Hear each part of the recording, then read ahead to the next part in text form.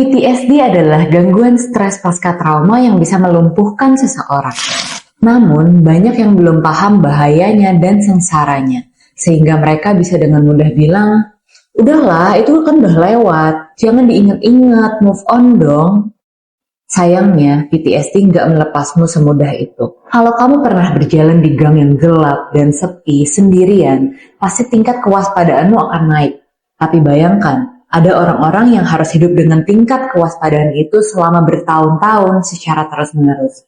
Seolah mereka selalu berada dalam bahaya. Dengan PTSD, situasi yang mungkin dianggap sepele oleh orang lain bisa jadi sangat triggering bagi mereka dan memunculkan memori traumatis.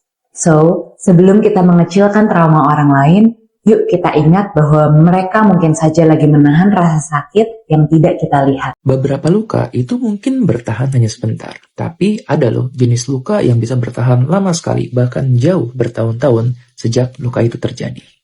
Yap guys, aku ngomongin tentang yang namanya trauma. Pernah gak sih kamu ngalamin sesuatu yang sangat nyakitin, terus udah lewat waktunya, tapi masih aja tuh kejadian tersebut nempel di kepala. Nah, inilah yang disebut dengan trauma yang terjadi di masa lalu dan kita mungkin membawa luka tersebut ke masa depan. Bahkan, apabila trauma tersebut sangat berat sampai bisa mengganggu kehidupan kita sehari-hari, kondisi ini bisa disebut sebagai PTSD atau Post Traumatic Stress Disorder. Biasanya sih, PTSD itu terjadi ketika seseorang mengalami suatu trauma atau kejadian yang berat. Misalnya kekerasan. Iya kak, karena kebanyakan itu anxiety bisa jadi karena trauma, karena kekerasan, karena tekanan batin, dan lingkungan, bahkan dari keluarga sendiri pun bisa menyebabkan anxiety gitu. Jadi karena luka batin yang belum pernah sembuh dan ke bawah sampai tua gitu loh. Jadi memorinya tuh teringat terus gitu loh. Jadi yang dia rasakan tuh takut, cemas, gelisah, khawatir, dan pokoknya banyak sensasi lah gitu. Dan aku juga dulu trauma karena kesedihan kak. Jadi ya pelan-pelan bisa lah.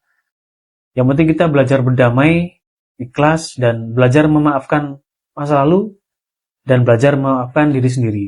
Jadi jangan ke bawah terus-terusan. Jadi belajar memaafkan, dan jangan menyalahkan diri sendiri. Gitu ya. Semangat, sehat selalu.